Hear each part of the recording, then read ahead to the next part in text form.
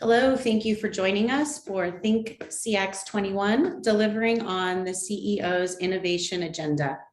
Before I introduce our panelists, if you have any questions, please ask in the Q&A area, and we will work those into the conversation as relevant. A playback will be distributed via email post-webinar and posted to our YouTube channel. If you haven't already done so, please follow us. We have 20 Think CX topics posted for your content consumption, and I will put that in the chat queue here as we get going. Before we jump in, let me first introduce our panel. Carrie Liu currently leads product management and strategic innovation for the world's leading supply chain and planning company, Kenexis. He was the founder and CEO of RubaCloud, where he helped build one of the most advanced AI platforms for retailers. RubaCloud was acquired by Kenexis in July 2020. Carrie lives in Toronto with his wife and dog. He enjoys investing in tech startups and anything with four wheels. Welcome. Greg Ng, CEO of Brooksville, an insights-driven experimentation consultancy. Greg oversees strategic growth, agency operations, and customer experience. In his 25 years of experience, he has created innovative solutions leading digital and cognitive transformations for high-tech, retail, and financial brands globally. Welcome, Greg. Shri Sridhararaj is the SVP, Chief Technology Officer at Sephora. In his role, Shri oversees Sephora's technology strategy and road mapping, while also leading across engineering, architecture, product, and user experience. Shri has developed Sephora's business to drive innovation thinking and solution generation to support client needs and forge transformative initiatives. Most recently, Shri and his team helped launch various ease and convenience initiatives like same-day delivery and buy online, pickup in-store to elevate the client experience both in-store and online. Prior to joining Sephora, Shri held various roles at Walmart Labs and provided his consulting services to Fortune 500 companies like Best Buy. His passion for innovation is evident in his 13+ patents received and numerous more pending. Shri currently resides in San Francisco, California with his family. Welcome to the call, Shri. And our moderator today, Michael Scharf, CEO and co-founder of evolv.ai, an AI-driven solution for digital growth optimization. Michael brings over 2 decades of digital commerce and retail experience, having held leadership roles at some of the most well-known retailers in North America, including Sears Canada, Toys R Us, Staples, and Best Buy. Outside of evolv.ai, Michael serves as an advisor to a number of retail-related technology companies. And with that, I will pass it over to you, Michael, to kick us off. Thanks, Maren, and welcome, everyone. We're excited to have you join us for today's conversation. The last 2 years have been a major challenge for all of us, filled with continued disruptions and uncertainty. And my heart goes out to all those who are negatively impacted by the social and economic turmoil that ensued from COVID. As a CEO, I can relate firsthand to many of the pressures we've all been under as we've worked hard to create healthy and safe environments for our employees, as well as our friends and family. However, many companies have used this time and the challenges we've experienced to focus and transform their businesses, often emerging better and stronger than before and benefiting their clients in many ways.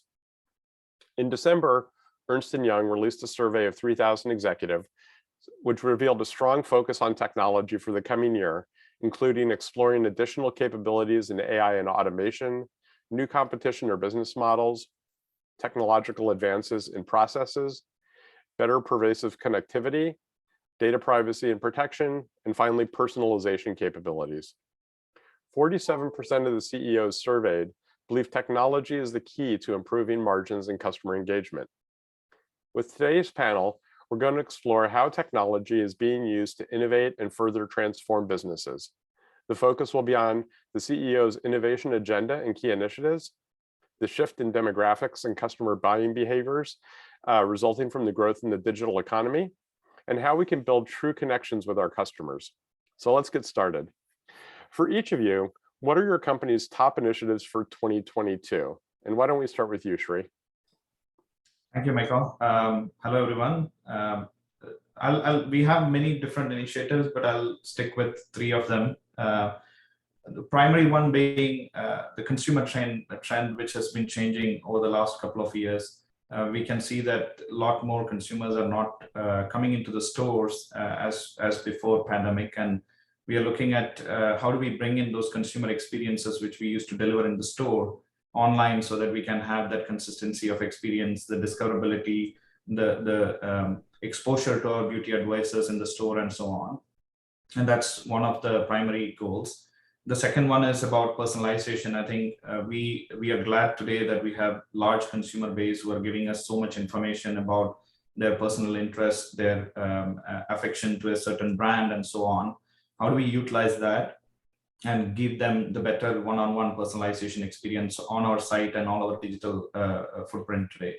That's the second one. And the third one being expanding our reach beyond our existing footprint to further expanding to other areas like social channels, and providing the similar experiences from beauty retailers like us to those social channels where the consumers are.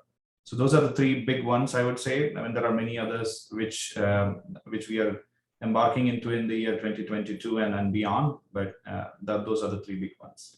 That's great. And Carrie, how about you? What's up with Kenexis?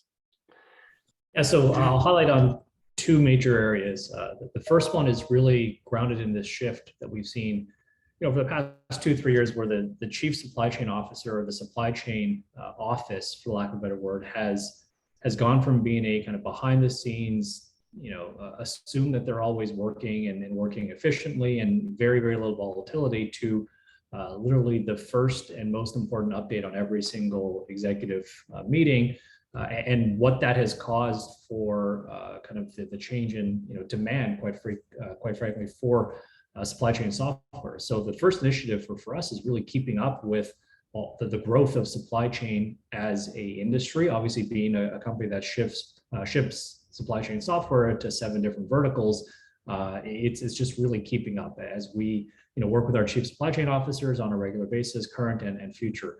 The second area is broadening of the product portfolio. So supply chain has historically been, help me understand supply, demand. If you do the centralized planning properly, the rest of the ecosystem kind of takes, it kind of takes over, and there isn't a whole lot of volatility. Now there's volatility in the transportation side of it. There's volatility in the cost of goods side. There's volatility in whether or not certain materials are even available and when you find out about it. So how do we react as a business to broadening our portfolio to not just be the centralized supply and demand planning system, but also offer all those other adjacencies? So those are our two biggest priorities, and keeping us busy every day.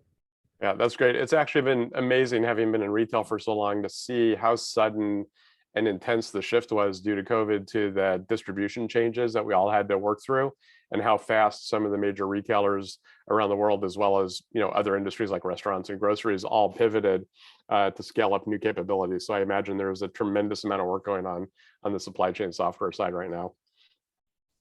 And Greg, what are you seeing in the market, and what are you guys focused on this year? Yeah, hi everyone. Here's what we're looking at, what we're seeing in the market. There is a huge opportunity that we're seeing in user behavior. Whether people were forced into a new way of engaging with brands, or they felt more comfortable doing so, it was a great kind of swift kick in the pants for a lot of brands to really push to the forefront new technology, new ways to deliver value. But here's the issue. Michael, you mentioned that stat about 47% of CEOs believing technology is the key. I think it's part of the issue is that most CEOs, just broad stroke it here, are naive to think that technology is going to solve that key to customer engagement. It really requires, in addition to technology, process and a deep curiosity of how to engage in the context around how your customers or prospects are engaging with your brand.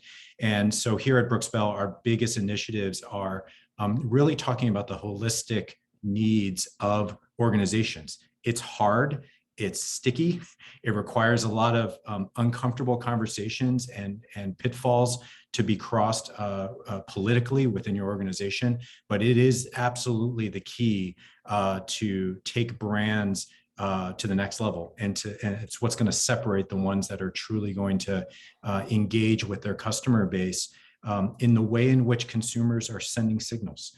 So that's our primary focus this year. Yeah, that's such a great point, because technology is only an enabler. It doesn't actually, solve for the needs to be collaborative, strategic, creative, all of those things that require, a culture of innovation within an organization and a constant striving to do a better job delivering customer experiences. So the technology has made huge advances, which really allow us to be more productive, but only if the right culture is there to actually enable and take advantage of that. So let's dig in a little bit more and talk about some of the key investments that each of you are working on and some of the goals you have for this year. So Shri, Sephora has been a leader in retail technology for quite a while. Where are you guys spending your time this year? What are some of the exciting things you're investing in and trying to accomplish? Yeah, I would probably touch upon the foundational ones first, because as you said, I think we have been leading on the technology experiences which we deliver both digitally and in stores. But as you can imagine, that a lot of organizations have now a new advantage through the cloud ecosystem, right? In the past, wherein you need to have large number of teams or ecosystem managing and maintaining those infrastructure components, which we don't need anymore. And that scalability and then the performance which you get through the cloud is what a benefit which many retailers can gain. And I think that's one of the things which we have been investing in the last few years. We have been doing pretty good in a single cloud ecosystem so far, and we are now looking at expanding into a multi-cloud and continued investment into like how do we perform, how do we scale up, how do we see that support. Like just talking about last 2 years, the digital scale has been about 200%, and just taking in that traffic, which was unthought of before pandemic, and that would have been impossible if we were not on cloud before. And I think that's where I think we're seeing a large investment growing on that cloud journey. And the second thing is on we being an organically grown organization over the last so many years, and we have certain processes which are still very manual in nature, which is what I think Greg was talking about. It was not the technology yet, it is the people and the process. And how do we improve that through certain level of automation, whether it is robotic automation, robotic process automation, or AI and ML to improve our insights into consumer data analysis and journey. And that's another thing. So we are investing a lot more into AI and ML, which will further personalize experiences on our digital channels. And third, but not least, is the new partnership ecosystem, which is also tying back to the reach to customer, which I was talking about as the initiative. How do we build a foundational ecosystem which can integrate easily with our best-in-class loyalty ecosystem, for example, through partnerships like recent news which has gone out about how we are partnering with Kohl's, a store inside store kind of an ecosystem, and how do we make it so simple and seamless for the client experience, whether they are in the Sephora store or within the Kohl's ecosystem. So some of those examples, just to note, are like the Instagram work which we have done. Now the consumers can directly check out and experience those loyalties through their own ecosystem than leaving from Instagram to coming to the Sephora, right? I mean, those are all foundational things which we have built over the years. Yep. That's great. And Carrie, I know you've done a lot of work in the cloud, both at Ruby Cloud and now at Kenexis. And how are you seeing that shape your investments and the efforts this year? Yeah, absolutely. I mean, there's two areas where we're making significant technology investments. One, cloud is the technology, but the real problem statement is how do we reach larger scale, right? So historically, Kenexis has been focused on deploying large scale enterprise software for Fortune 1000s, but also in reality, Fortune 500s. As I talked about earlier, supply chain becoming a mainstream challenge where the volatility of that supply chain is a problem that faces every type of business. We're having conversations with businesses around the world that are 100 million in revenue or 50 million in revenue. So how do we scale the deployment capabilities, the software capabilities to that level of customer? Cloud is a big part of that. So the first initiative or technology investment area is certainly scale. The second one, as it relates to retail specifically, Shri touched on this, and it relates to machine learning in retail. So historically, machine learning has always been very good at predicting the future if it has a good data set on the past. And that data set needs to be relatively it can't be too volatile. So what's happening now, I'll just give you a few examples. If you've got retailers partnering together to co-sell each other's assortment and you have no historical information on that assortment, well, how do you actually make a prediction on pricing and promotion and supply and demand and where that's going to hit from a supply and demand perspective? Social-based selling is another one. How do you predict kind of cross-platform where you don't even have a lot of the data for that demand? And then just practically speaking, during the pandemic, we had a lot of customers in the drug and beauty space. So your national pharmacy, and certainly here in Canada, they went from being your local pharmacist to where everybody went to go get their vaccine. So transforming thousands of stores into vaccine clinics, how do you predict the kind of the impact on inventory, the impact on pricing decisions? What do you promote? Because you do want to be, you want to take advantage of the fact that you've got 5, 6, 7x foot traffic for a period of time. So all of those things historically have been terrible for machine learning, but we found really interesting and novel ways to look at that. Is now really taking all that into large scale production. So those are the two big areas. Yeah, that's great. And following up on one of those points regarding social. So Shri, you mentioned that there's a big focus on other channels. One of the questions that came in is, are you seeing a shift in commerce, or is it really about brand building and awareness and then driving traffic back to your core sites? And I think for 20 years now, we've been talking about social commerce. I remember early on when Facebook tried it.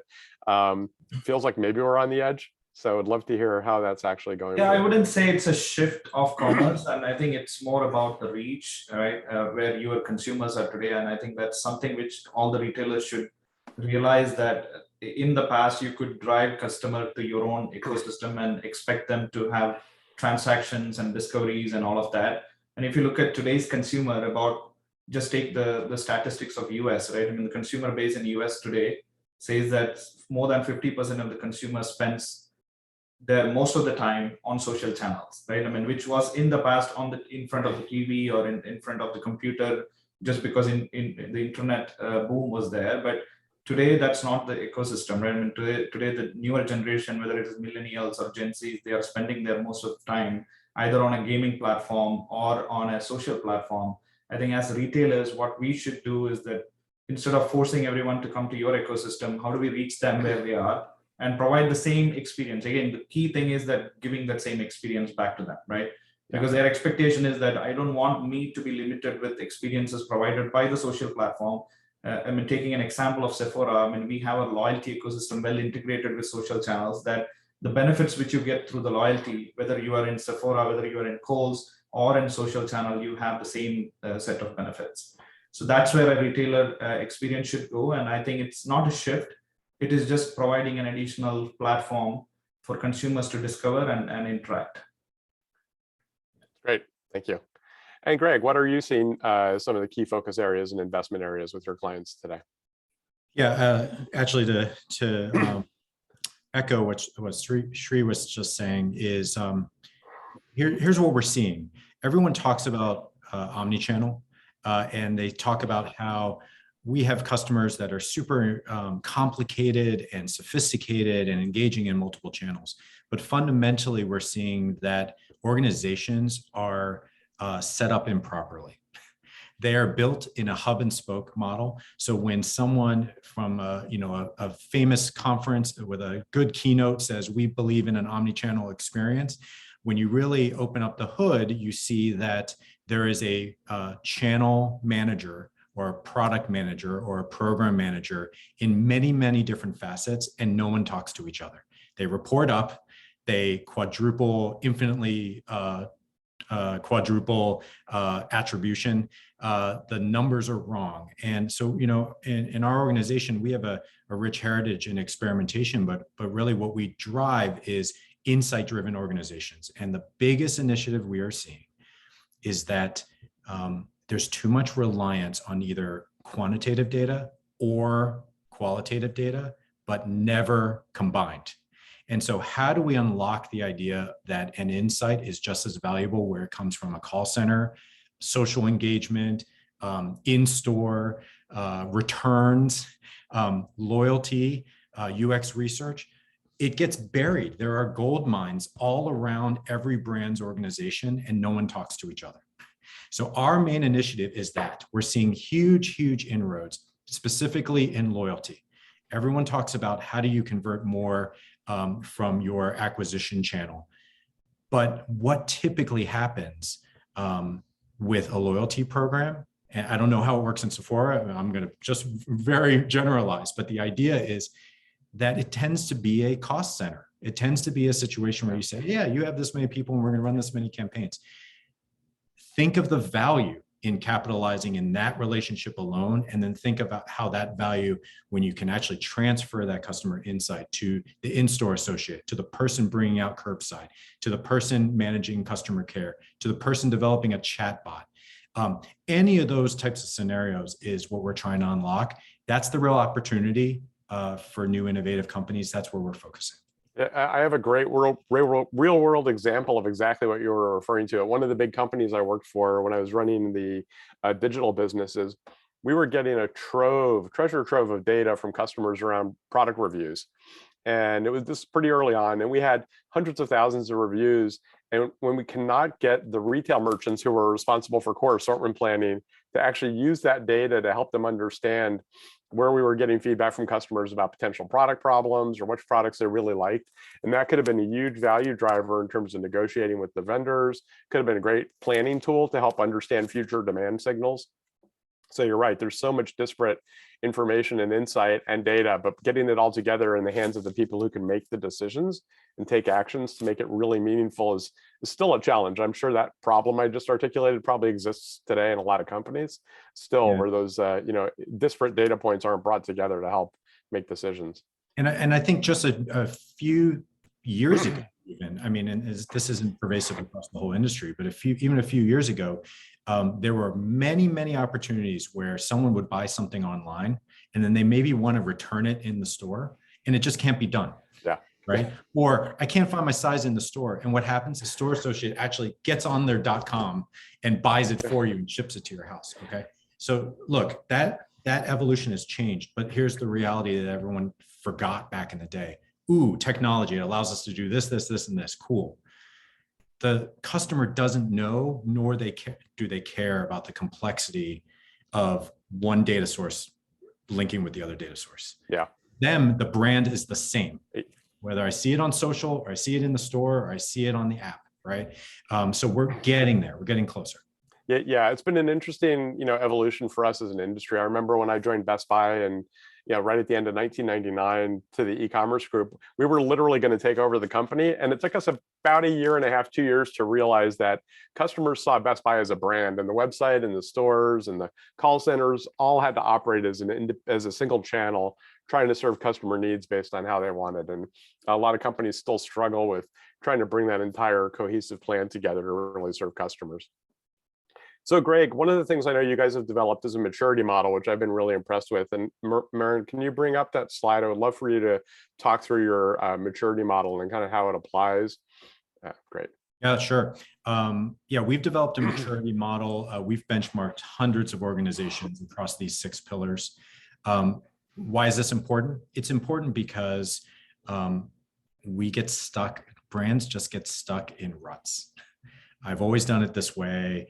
Oh, I remember before we opened a website, e-commerce possibility, we were structured this way. By the way, anyone in grocery is a big challenge, that industry, for those exact reasons. You have just like grocers, old school grocers, who know how to operate at a store level, but not on an online level. So we benchmark the industry, we benchmark for our clients across these 6 pillars. Here's the kind of interesting thing. It does require all 6. The question we always get asked is, well, what if I'm great at this and I'm not great at that? Those truly innovative organizations that believe in insights, believe in customer experience, believe in data, by the way, it's represented here across many of your backgrounds, right? Walmart, Best Buy, big retailers who fundamentally believe in the culture of experimentation and insights are the ones that are innovating. And so this is the model that we developed. We've now benchmarked organizations close to 10 years. So we are actually able to see the progress from that. And what do we see? We see huge gains in many things. Let's start with the one that everyone wants to hear, which is gains in revenue, in conversion rate. Of course, that might, fund the program and the team. But where the real value is better communication within the org, a better belief structure and a democratization of hypotheses and test ideas, and then a way quicker path to operationalize those insights. So we're seeing situations where you can have a mobile experiment, and the results of those experiments then generate a very quick user research study, and then that rolls out to new signage in the store or a new insert in the box when it's being shipped. And so we see huge value in not only setting a baseline for brands, but also creating a very consistent roadmap to show what are the value and progress, not just restricted to a testing team or an e-commerce team. Very cool. Thank you so much. That was great. And for anybody who's interested, Brooksville can do a lot of interesting work with you on assessing your own capabilities here. So it's been a great model. Thank you for sharing that. So let's go dive in a little bit more. So Shri, can you talk to us about some of the areas your team has innovated in, and some of the areas that Sephora has really focused on and the results that you've achieved from them? Yeah, sure. I'll start with digital, right? I think we have been in the forefront of digital ecosystem for quite long. We were the first specialty retailer to have a website on beauty, and we were the first one to have a mobile app in the specialty retail industry.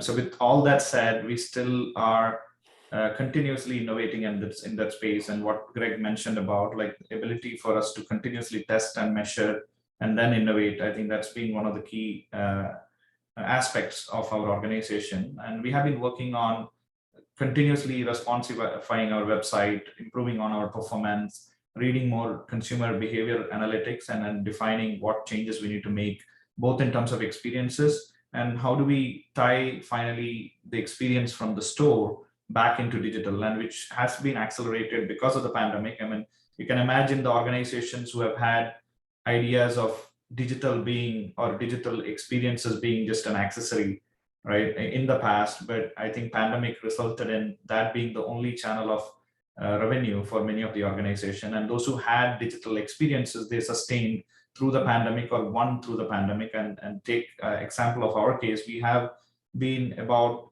30% digital revenue and 70% from retail. And during the pandemic, we had to shut down our stores, and it suddenly spiked up and digital became the only revenue source. And we have been growing at like a pace ever than before. But the key thing was that we did not just stick with what experiences which we delivered prior to pandemic, right? So we took this opportunity, looked at areas where we need to bring in those experiences from the store, especially the ability to discover better, understand better, and provide better relevant consumer experiences, and bring that back online. I think that's something which we worked, and just an example of that is this ability for omni-channel. And I think Greg talked about it, the nature of omni-channel. Yes, we were way behind pandemic in terms of emerging into this omni-channel strategy, but just because the consumers did not had an option to come into the store, we decided to give the options like buy online, pick up in store, same day delivery, which we are way ahead of other retailers now, that we are now shipping to the consumer on the same day from our store, utilizing again what Kerry mentioned about like how do we look at our supply chain ecosystem, how do we benefit from that supply chain. We took like 500 plus stores which we had in the US region, and we just made them warehouses, micro DCs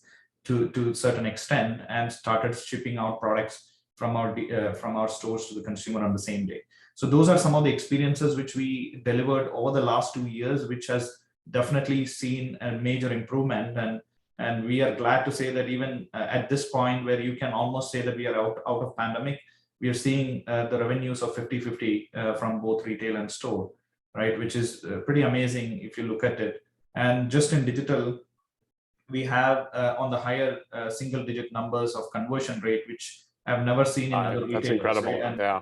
I think if you look at just Sephora.com, it's not like an Amazon.com wherein consumers know when they want to buy, they're searching for the product and they're just buying. So you might have higher conversion there, but the consumers who land on Sephora, for example, they come there not just to purchase product, they come there to inspire, they come there to understand and learn, they come there to discover new types of product, and then if they are interested, they can continue to purchase, right? I think even with that, I think we having a mid number range, single digit range is pretty amazing.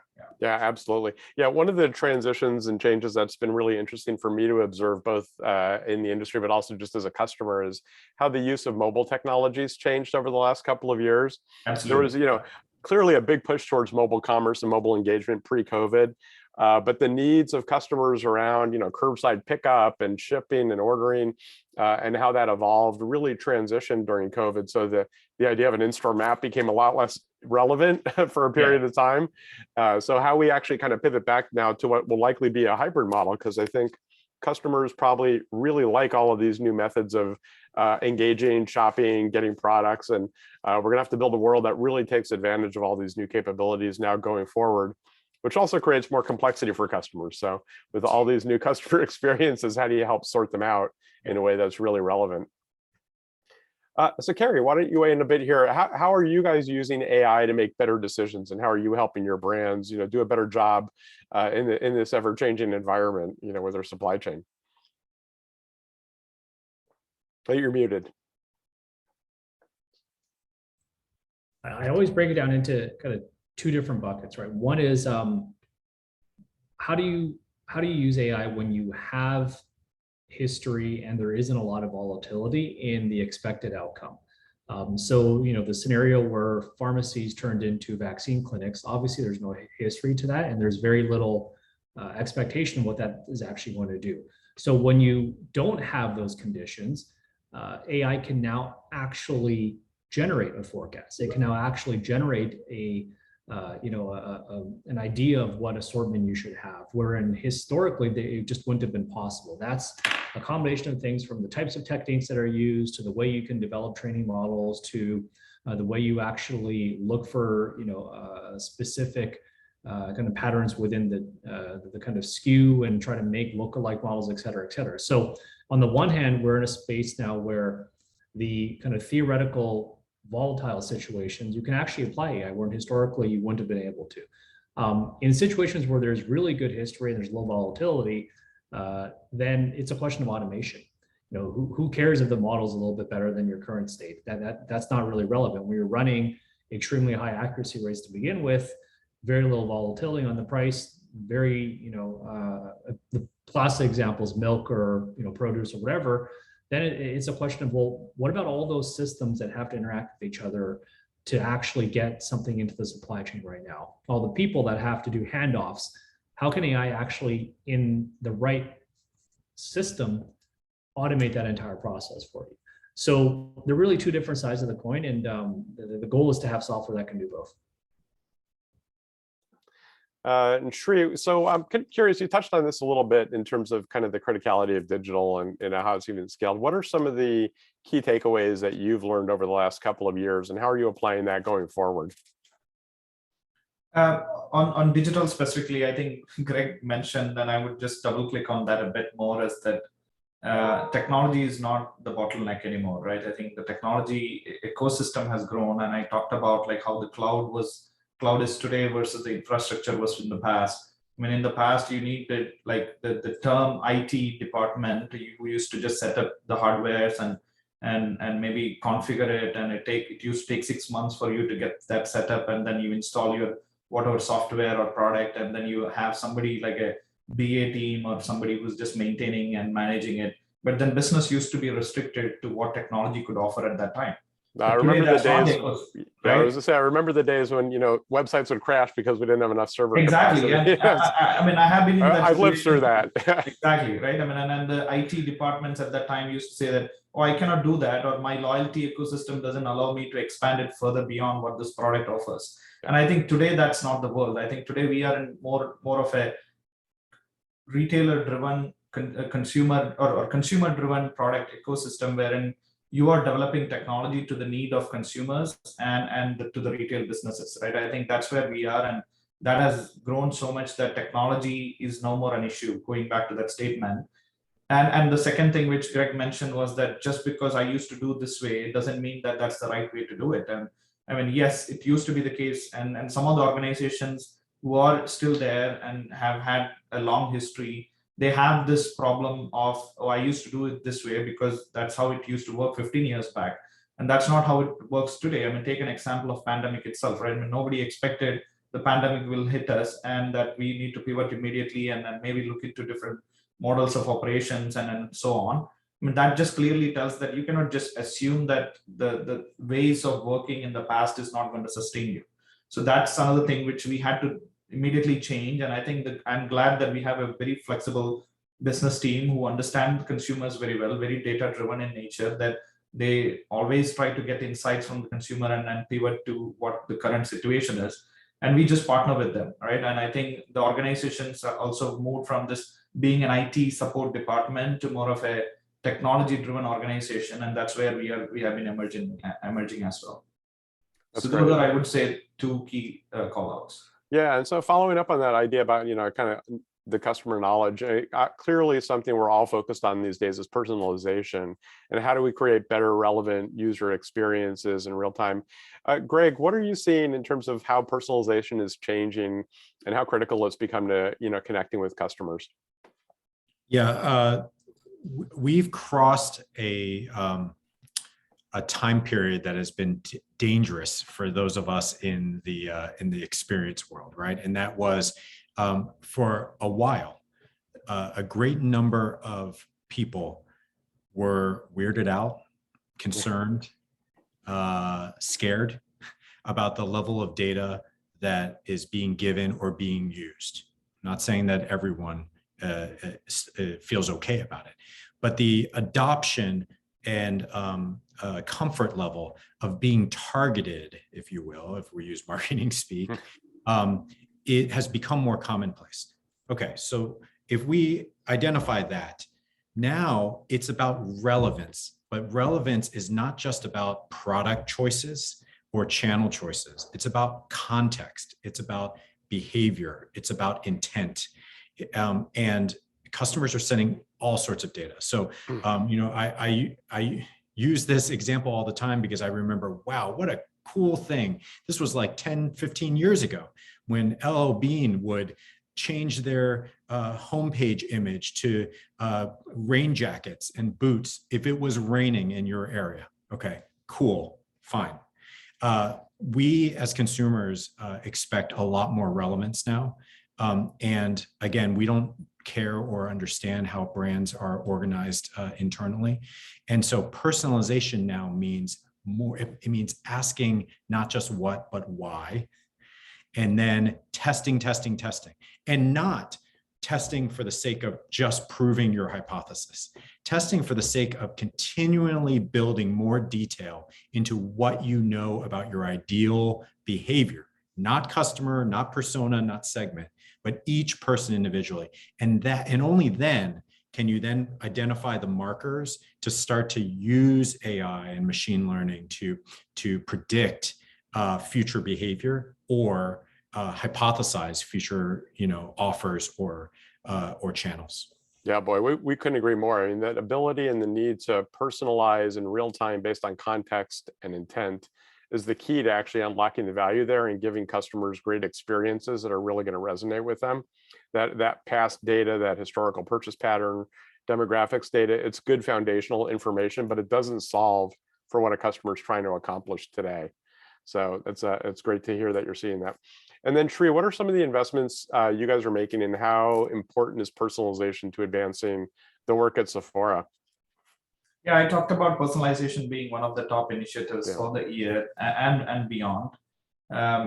If you look at just the personalization index out there, we are still number one in the personalization index. That being said, we still have a lot more opportunity. Just to give an example, if you look at the personalization industry in general, similar to what Greg mentioned, it's a shotgun approach. right? I mean, the reason why I call shotgun approach is that you segment set of people and you bombard them with either emails or push notification, and you expect somebody to click, right? I mean, it's just fire and pray kind of a ecosystem, right? I mean, that's where we are living in today. I think where it is going in the future is going back into this personalization at a one-on-one level, right? And personalization giving that experience at the right time, at the right moment when the consumer is there. It's not after the fact. I mean, many companies say, I do personalization based on consumer visiting site or cart abandonment for that matter. I mean, we abandon cart and we send them after a few hours. Why did you abandon? I mean, it's not really, I mean, it is personalization, but it is after the fact, right? It's more reactive in nature. Yeah, it's retargeting, really. Exactly, right? Yeah. And how do we make it at that moment? I mean, if you know that somebody is going through certain behavior and they are going to drop out of your site, and understand what they are looking for and give them that relevant experience at that moment so that they can either convert or discover better products, right? I mean, that's where we are heading. Yeah. And that goes back into the technology investment in personalization and what we are thinking of doing. But beyond that, if you look at, there are some headwinds which are in the industry, I think, which we shouldn't be just avoiding, or it is in our blind spot. But the reality is that there is a large headwind of privacy going to hit us, right? About CCPA or GDPR or CPRA and so on. The reality is that those headwinds are going to force certain retailers to look into strengthening your first party data, right? Absolutely. I think that's another thing. Like, we are glad today that we have a strong loyalty ecosystem, which I need to maybe have a chat with Greg on, like how our loyalty works. But I think with that loyalty, we have about more than 90% of our consumers in our loyalty ecosystem. And that is our strength today. And that is our first party data. And we are trying to utilize that experience, which or the information which is given by the client, to give them back that relevant personalization at that moment, right? I think that's where I think other retailers should also focus, like how do we grow that first party data, because you cannot rely on the cookies anymore. Unless you just go to walled garden and just give away your all first party data and assume that somebody is going to do their job of bringing that revenue back into the ecosystem. All great points and absolutely challenges I think the whole industry is facing. So we are coming up on the end of our session here today. Any one of these topics we probably could have talked about for hours on end. These are all fascinating topics. So I just want to ask one final question to wrap things up today. So what is one piece of advice you would leave the audience with today? And Carrie, why don't we start with you? So it's kind of a building of what we just talked about, like especially for retailers and CPGs who care about direct to consumer as kind of the cohort, to this idea that you can put up a few slides about what your customer persona looks like. That's beyond dead. It's so far gone that it's kind of laughable at this point. The reality is you have an infinite number of personas who are going to be interested in your brand or interested in your product, and trying to build assortment or personalization or branding or pricing or promotion strategies on the notion of a finite set of personas is completely wasted. The only way you're going to kind of keep up with the kind of ever-changing personas is like you said, experimentation, but also having technology that in itself can figure it out for you. So yeah, that would be my kind of final piece of commentary. That's great. Focus on the individuals, not the groups. I like that. Greg, why don't you go next? Yeah, I'll jump on what Carrie said. I think we're all aligned here. What I would challenge people to do with wherever you sit in your organization is seek out someone in a different department and ask them the question, what do you know about our customers? I guarantee you there are little gold mines everywhere. Or even ask your kids, or ask your parents, or ask your friends, because very quickly we, as an industry, have said, oh, well, our analytics package has these preset things that we're measuring, and yeah, we'll spell out some really pretty reports and look, progress, right? Brands need to understand, organizations need to understand that customers are more complex than that. Ask why, ask the question, strive for understanding your customer better, and then all the other initiatives. And by the way, the budget, from our experience, opens up because you have a real value statement to deliver on. So that would be my biggest piece of advice. That's awesome. Be curious and seek to understand. I love that. And Shri, you get the final word today. What would you suggest? Thank you, Michael. I think I would agree with them too. Like, listen to your customer first, right? I think beyond that, what I would add to it is, as an organization, don't just follow your competitor or what others are doing. Don't just say that this is what industry is doing and let me do the same, right? I mean, some cases it works, but try to identify what your organization stands for, what is unique for you, and use that strength to give that differentiation to our consumers, right? I mean, that's exactly where Sephora has won. I mean, we are very strong at the beauty advisors in the store and the experiences and the quality of products which we deliver, and just expand it beyond what you are doing today and deliver even better, right? I think that's where I would say any company should focus on. I love that. Focus on customers and innovate around their needs and lead the way. Yeah. Okay, well, this is a great discussion. Carrie, Greg, and Shri, thank you all so much for your time today. And thanks everybody for joining us. And if you'd like to follow up with any of us, certainly reach out. And thanks for your time today. Cheers.